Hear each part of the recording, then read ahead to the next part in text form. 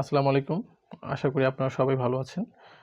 আজকের আমাদের আলোচনার বিষয় হচ্ছে প্যাসেজ নেরেশন সম্পর্কে। তো প্যাসেজ নেরেশন সম্পর্কে আ আমার বিস্তারিত আলোচনা রয়েছে। মানে প্যাসেজ নেরেশন করতে হলে কিছু নিয়ম এবং কিছু নীতি রুলস অবশ্যই কিন্তু প্রয়োজন হয়। সেই আ আলোচনা আমার লেকচার 3 পার্ট 2 এ নেশন সম্পর্কে প্যাসেজ নেশন সম্পর্কে আলোচনা রয়েছে। এবং যারা ওই ভিডিওটা এখনো দেখেন নাই তারা কিন্তু অবশ্যই আপনারা দেখতে পারেন। দেখলে কি হবে? দেখলে আপনার এই প্যাসেজ নেশন সম্পর্কে ক্লিয়ার একটা ধারণা পাবেন।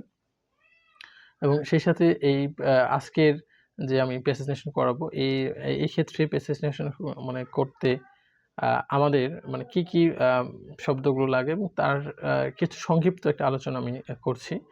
এবং কোনো মানে প্রেসেন্টেশনের ক্ষেত্রে যদি ইনডাইরেক্ট সময় যদি good morning, good evening, good night থাকলে এর আগে কিন্তু উইশ লিখতে হয়। এর আগে আমাদের উইশ যে শব্দটা সেটা কিন্তু আমাদেরকে লিখতে হয়। এবং আমরা জানি যে অ্যামিজার থাকলে ওয়াজ হয় এবং হ্যাভ থাকলে কিন্তু হ্যাভ থাকলে হ্যাট হয়। এবং ইন্টারগ্রেটিভ সেন্টেন্সে এর ক্ষেত্রে আমরা জানি যে ইন্টারগ্রেটিভ যদি সেন্টেন্স থাকে তাহলে আমরা যখন সেইড টুর পরিবর্তে আমরা লিখব আস্কড অথবা ইনকোয়ার্ড অফ লিখতে পারি, ইনকোয়ার অফ। এবং এরপর হতে পারে ওয়ান্ট টু ডিমান্ড এই শব্দগুলো হয়। তো আমরা সবচেয়ে বেশি আমরা এই সেইড টুর পরিবর্তে ইন্টারগ্রেটিভ সেন্টেন্সে কিন্তু আস্কড বেশি লিখি। আর কমা মানে ইনভার্টেড কমার পরিবর্তে মানে ইনভার্টেড যে কমা অর্থাৎ ইনভার্টেড কমার পরিবর্তে আমরা ইফ লিখি অথবা সেখানে যদি ডুপ্লিকেশন থাকে তাহলে কিন্তু আমরা ওই ডুপ্লিকেশনে কি করা হয় সেখানে কিন্তু ইউজ করা হয়, কারণ ডুপ্লিকেশনের কোনো পরিবর্তন হয় না। তো যাই হোক আমরা এখন যে আমাদের আজকের যে বোর্ড কোশ্চেন সমাধান সেটা হচ্ছে কুমিল্লা বোর্ড। তো এটা কুমিল্লা বোর্ডের 2019 সালে এসেছিল। আজ চলো তাহলে আমরা এই কুমিল্লা বোর্ড 2019 সালের প্যাসেজ নেশন সমাধান করার চেষ্টা করি। এটা হচ্ছে কুমিল্লা বোর্ড 2019 সালে যে প্রেজেন্টেশন সেটা এসেছিল। তো আমরা এই প্রেজেন্টেশন প্রথমে আমি বলেছিলাম যে একটা প্রেজেন্টেশন প্রথমে কে বক্তা কে শ্রোতা, অর্থাৎ আমাদের বক্তা এবং শ্রোতাকে আলাদা করতে হবে। বক্তা এবং শ্রোতাকে যখন আমরা আলাদা করতে পারবো তখন আমাদের প্রেজেন্টেশন কিন্তু অর্ধেক হয়ে যায়। তখন আমরা বুঝতে পারি কে কাকে বলছে এবং সহজে কিন্তু সেটা কিন্তু আমরা একটা মানে ভালোভাবে কিন্তু এটা আমরা কি করতে পারি, পেজটা লিখতে পারি বা ইনডাইরেক্ট আমরা করতে পারি। চলো আমরা প্রথমে শ্রোতা এবং বক্তাকে আইডেন্টিফাই করার চেষ্টা করি। তার আগে আমাদের বাংলা জানা উচিত। গুড মর্নিং রূপা, সেইড সুহেল, অর্থাৎ সুহেল নামে একটা ছেলে সে বলছে যে শুভ সকাল রূপা, মানে রূপা নামে একটা মেয়ে, এই রূপা নামে মেয়েকে সুহেল বলে যে শুভ সকাল Rupa. How much preparation have you taken for the upcoming SSC exam. তখন সুহেল বলছে যে হাউ মাচ প্রিপারেশন, অর্থাৎ আসন্ন এসএসসি পরীক্ষায় তোমার প্রস্তুতি কেমন, এই কথা সুহেল কিন্তু এই রূপাকে বলছে। তখন এ গেট প্রিপারেশন রিপ্লেড সি, অর্থাৎ রূপা বলছে আমার খুব ভালো প্রস্তুতি বা ভালো প্রস্তুতি আমি নিয়েছি, সে কিন্তু বলল। এবং সে আরও বলছে যে আই হোপ, আমি আশা করি, I shall gate 90+ mark in every subject, আমি আশা করি যে প্রত্যেকটা সাবজেক্টে 90-এর উপর নাম্বার পাবো, সে আশা করছে। তাহলে এই বক্তব্যটা কিন্তু এই বক্তব্য হচ্ছে এই রূপা নামে মেয়েটা। এবং তার how much confidence you are, এরপর হচ্ছে এক্সক্লেম চিহ্ন, সেইড সুহেল, অর্থাৎ সুহেল বলল তোমার কি দারুণ মানে আত্মবিশ্বাস। এখন আমরা দেখতে পাই, তাহলে আমরা কিন্তু বুঝতে পারছি এই যে গুড মর্নিং থেকে শুরু করে একদম হচ্ছে কি পর্যন্ত, এই যে এসএসসি পর্যন্ত, অর্থাৎ এসএসসি এক্সাম পর্যন্ত, এটুকু হচ্ছে কার কথা, সুহেলের কথা, ঠিক না? আর এই যে এখান থেকে এই গেট প্রিপারেশন থেকে শুরু করে একদম হচ্ছে এই সাবজেক্ট পর্যন্ত হচ্ছে ওই রূপার কথা। আর শেষের যে লাইনটা ছিল এটা হচ্ছে সুহেলের কথা। তাহলে আমরা সুহেলের যে কথাটা সেটা আমরা আইডেন্টিফাই করি। তাহলে আমরা বুঝতে পারি হচ্ছে এই যে এখান থেকে শুরু করে একদম হচ্ছে কোন পর্যন্ত, এই এইটুকু হচ্ছে সোহেলের কথা এবং সে সাথে এইটা হচ্ছে কার কথা? সোহেলের কথা। তো অলরেডি কিন্তু আমরা সোহেলের যে কথাটা সেটা কিন্তু আমরা আইডেন্টিফাই করে ফেললাম, মানে শনাক্ত করলাম। বক্তা এবং শ্রোতাকে প্রথমে আমরা আইডেন্টিফাই করে নিলাম। এখন আমরা কি করব? ইনডাইরেক্ট করব, মানে ইনডাইরেক্ট ন্যারেশন করব। তো এখন আমরা কি করব? ইনডাইরেক্ট করব। তো প্রথমে কি বলেছে যে গুড মর্নিং রূপা সেইড সোহেল, অর্থাৎ সোহেল কিন্তু, চলো আমরা এখন হচ্ছে তাহলে ইনডাইরেক্ট করি। প্রথমে কি বলেছে? গুড মর্নিং রূপা সেইড সোহেল, অর্থাৎ সোহেল রূপাকে বলল যে রূপাকে বলল যে শুভ সকাল। তাহলে যেহেতু এটা কি সেন্টেন্স ছিল, প্রথমটা আমরা কিন্তু আগে কিন্তু জেনে আসলাম, যদি কোনো সেন্টেন্সের মধ্যে যদি গুড মর্নিং, গুড ইভিনিং এবং গুড নাইট থাকলে সেটা তার আগে হয়, তাহলে কি বলে? সোহেল। সোহেল কিন্তু একটা ছেলে, সোহেল। আমরা কিন্তু সোহেল কি বলছে? সোহেল ওয়েস্ট, সোহেল ওয়েস্ট কি? সোহেল কাকে ওয়েস্ট করেছে? রূপাকে। রূপা, সোহেল ওয়েস্ট রূপা কি বলেছিল? Good morning. গুড, এই যে মর্নিং, গুড মর্নিং এবার করে শেষ। এবং সোহেল কিন্তু আবার বললো যে how much preparation have you taken for the upcoming SSC exam. তখন সোহেল কিন্তু আবার বলল, সোহেল বলতে কি বলছে? একটা ছেলে, এবং সে, তাহলে বলবো হি। হি বলতে কি এখানে? এখানে হচ্ছে সোহেল। অর্থাৎ সোহেল কি করলো? সোহেল যেহেতু এটি ইনডাইরেক্টিভ সেন্টেন্স, তাহলে আমরা কি লিখবো? সোহেল আস্কড, সোহেল আস্কড কি? সে কাকে জিজ্ঞেস করেছে? রূপাকে, মানে হার, তাকে। সোহেল আস্কড হার, তাকে জিজ্ঞাসা করলো, বা তাকে জিজ্ঞাসা করলো, কি করলো? যেহেতু এখানে হাউ ছিল, তাই কিন্তু আমরা এই পরিবর্তে ইফ লিখবো না। যদি ডুপ্লিকেশন না থাকতো তাহলে আমরা ইনভার্টেড কমা, অর্থাৎ ইন্টিগ্রেটিভ সেন্টেন্সের পরিবর্তে আমরা কি লিখতাম? ইফ লিখতাম। তাহলে হাউ ছিল, আমরা হাউ লিখবো, হাউ। তারপরে এই যে হাউ মাছ, একদম প্রিপারেশন পর্যন্ত এখানে আছে, মানে এই প্রশ্নটা how much, preparation, how much preparation, তাহলে এখানে ইউটা ছিল, তাই ইউটা কি? সেকেন্ড পার্সন, তাহলে ইউটা সেকেন্ড পার্সন। অবজেক্টকে ধরবো, অবজেক্ট কি আছে? অবজেক্ট আছে হচ্ছে অবজেক্ট হার। তাহলে হারটা যখন এটা সাবজেক্ট হিসেবে যাবো, তখন হারের সাবজেক্ট হচ্ছে সি। তাহলে আমরা লিখবো হচ্ছে সি।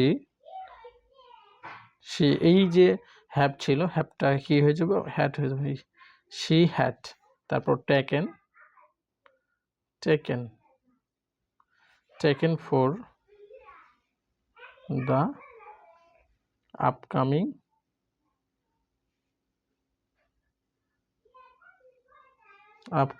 SSC exam. এটুকুর মধ্যে সমস্যা নেই। তাহলে সে কিন্তু সোহেল আবার বলছে, এই জন্য আমরা কি করেছি? এটা লিখেছি।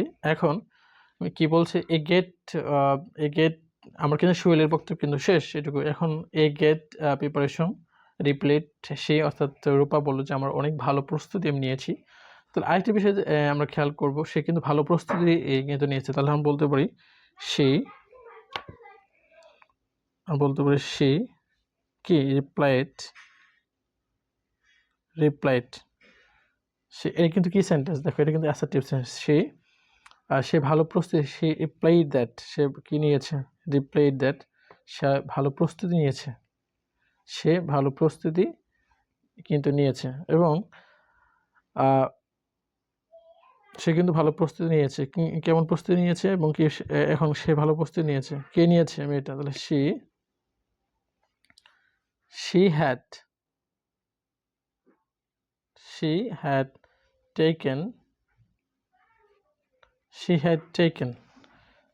had taken এই যে, এখন এই টেকেন কেন আসলো? কারণ হচ্ছে আমরা আগের আচ্ছা, কোনো কিছু ভালো করে নেওয়া, সেক্ষেত্রে অবশ্যই কিন্তু হ্যাড টেকেন হয়, মানে নিয়েছে। আর আমরা আগের বাক্য যদি দেখি, সেখানে কিন্তু কি ছিল? হ্যাভ টেকেন ছিল, সেটা হ্যাড হয়ে গেছে। হ্যাড টেকেন এই যেখান থেকে আমরা গ্যাট get preparation, get preparation, get preparation সে কিন্তু বলল এবং সে আবার বলল। আমরা জানি যদি একই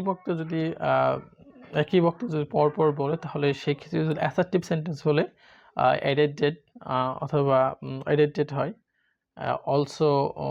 অলসো সেইড হয়, এরপর ফার্দার সেইড হয়। যেহেতু এটা ছিল অ্যাসার্টিভ সেন্টেন্স সেক্ষেত্রে আমরা এখানে লিখবো হচ্ছে অ্যাডেড ডেট লিখতে পারি। তাহলে কে বললো এটা? সে বললো, সে বললো।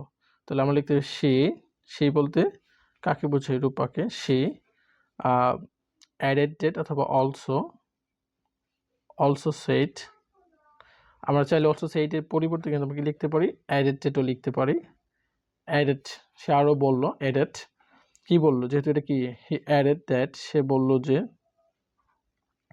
সে কি বললো? সে বললো যে, সে কিন্তু শি অ্যাডেড দ্যাট, সে বললো। কি বলেছিল? এখন কি ছিল? এই যে আই হোপ, আমি আশা করি। তো আইটা কি ধরবো? আইটা ধরবো সাবজেক্ট কিছু সি, আর এখানে হোপড হয়ে যাবে হোপড, শি হোপড, সে কি আশা করে যে, তারপর কমা, এরপর সে আবার বললো কি I shall gate 90+ mark in every subject. তাহলে এই যে আইটা কি? আইটা ছিল ফার্স্ট পারসন, আর আমরা কিন্তু জানি যদি ফার্স্ট পারসন হয় তাহলে এটার ফার্স্ট পারসন যদি হয় তাহলে এটা সে কাকে অনুসরণ করবো? এই আমরা একটা পজিটিভ ফর্ম জানি। যদি সেটা এটা হচ্ছে আইটা হচ্ছে নমিনেটিভ বা সাবজেক্ট, এর অবজেক্ট, আর এর পজিটিভ ফর্ম হচ্ছে মাই। সব ফর্মই দেওয়া আছে এখানে। ওই ছিল, ওই থাকলে আজ, আওয়ার, ইউটস, হি, হিম, হার, হিজ, এবং শি, হার এরকম কিন্তু দেওয়া ছিল। তো এখন আমরা কি করব? যে যেহেতু আই ছিল, আইটা হচ্ছে ফার্স্ট পারসন, তাহলে হচ্ছে সাবজেক্ট ছিল সে, এখন হচ্ছে সি সাবজেক্ট হচ্ছে সে, এবং কি বলেছিল আমরা শ্যাল থাকলে কিন্তু শুড হওয়ার কথা, অনেকে না, শ্যাল যেহেতু সম্ভাবনা রয়েছে সে পাবে, সেক্ষেত্রে আমরা কি দেবো? ওট, এই যে ওট গেট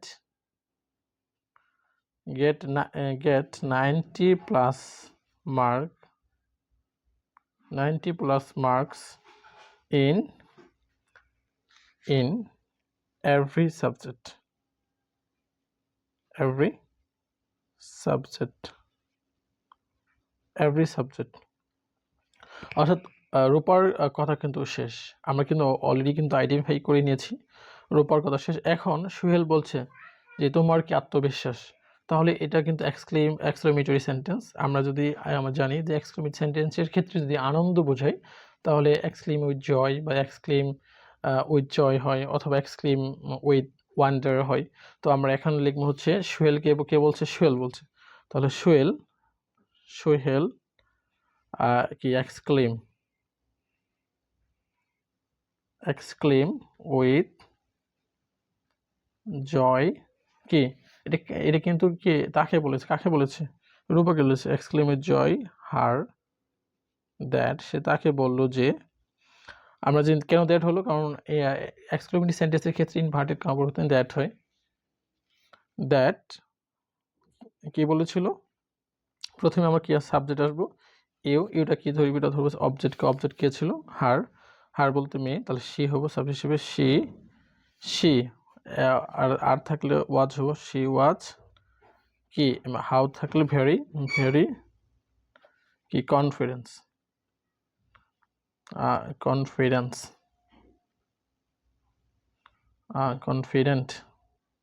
ভেরি কনফিডেন্ট, এই যে হয়ে গেল।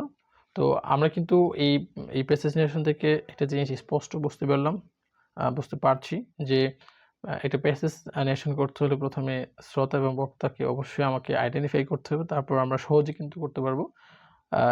আর যদি আমরা সেন্টেন্স সম্পর্কে যদি জানি তাহলে অবশ্যই পারবো। যারা সেন্টেন্স নেশন সম্পর্কে এখনো যাদের পুরোপুরি ক্লিয়ার ধারণা নেই, তারা কিন্তু অর্থাৎ আমার নেশন সম্পর্কে আলোচনা রয়েছে আমার এই চ্যানেলে, আপনারা কিন্তু এটা দেখতে পারেন। আর আশা করি যদি এই ভিডিও দেখে বা যাদের উপকার আসবে, এবং তারা অবশ্যই আমার এই চ্যানেলটাকে সাবস্ক্রাইব, লাইক এবং শেয়ার করতে ভুলবেন না। এবং সবাইকে ধন্যবাদ জানাচ্ছি এই ভিডিওটা দেখার জন্য। Thank you very much. আসসালামু আলাইকুম।